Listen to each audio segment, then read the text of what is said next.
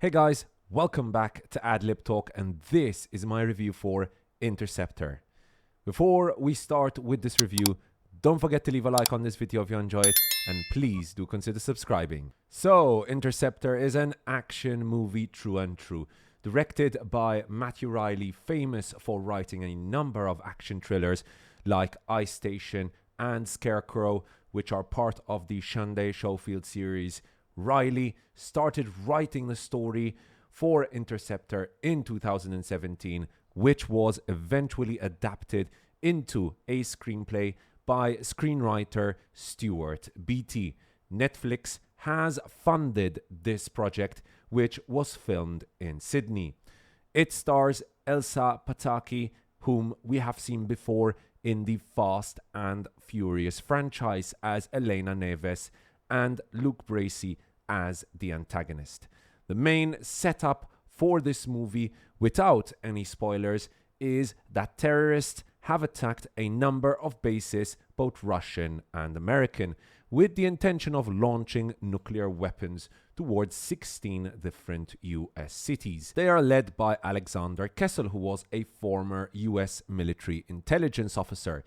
He has only one problem, and that is our protagonist, J.J. Collins, who was sent to this distant missile installation in the middle of the Atlantic. Using all her military know-how, she must attempt to thwart Kessel and his team of mercenaries from getting into the control room and allowing the nuclear missiles targeting the US from passing through. Now, overall, Interceptor is not a half-bad action movie. We definitely get a lot of kick-ass scenes with star Elsa Pataky showing off all the training she apparently did with husband Chris Hemsworth. She really does look the part, and there wasn't a second throughout the whole movie where I doubted that she could take on and destroy a man 3 times her size, which happens quite a lot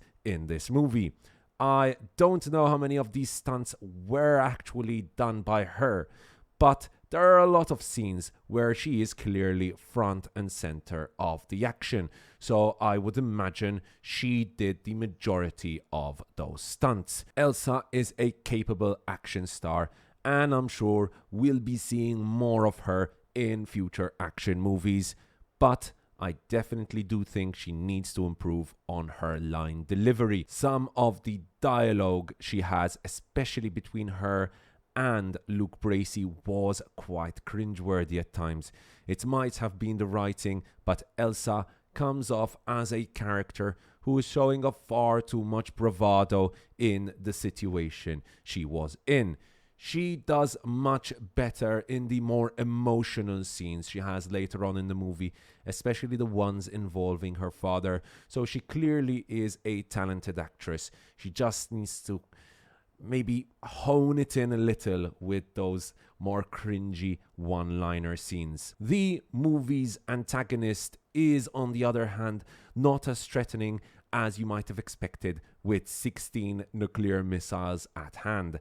His political motivations feel weird. His gang of mercenaries clearly espouse a lot of far-right propaganda about immigrants taking over in the US and US citizens losing their rights.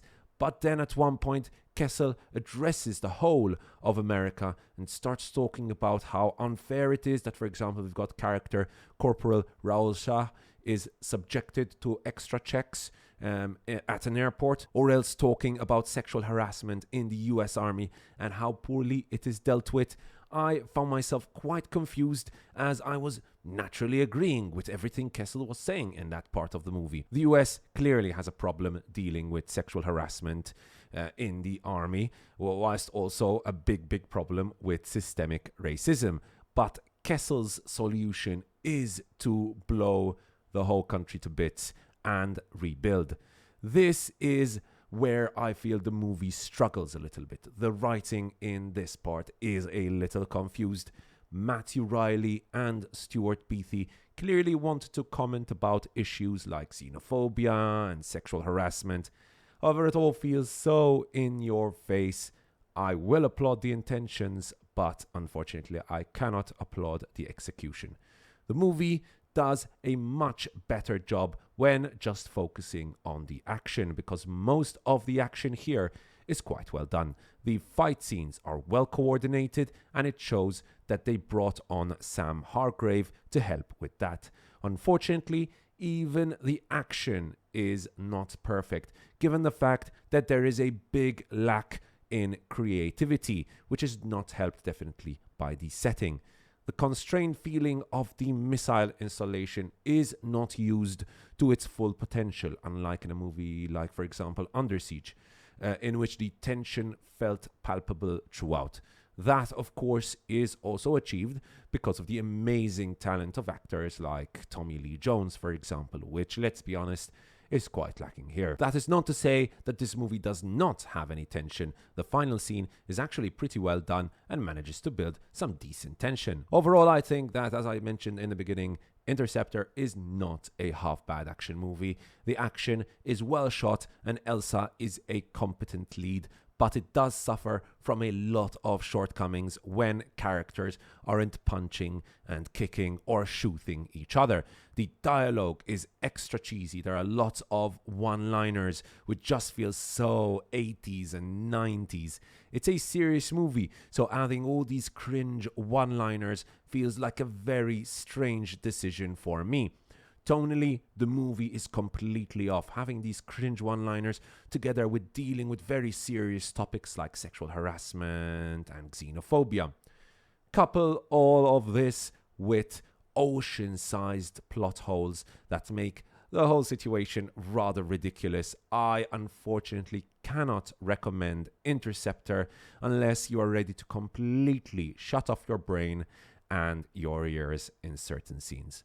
My rating for Interceptor is a 2 out of 5. Thanks so much for watching, guys. I hope you enjoyed that review. And if you did, don't forget to leave a like on this video. And please do consider subscribing. Cheers, and I'll see you guys next time right here on AdLib Talk.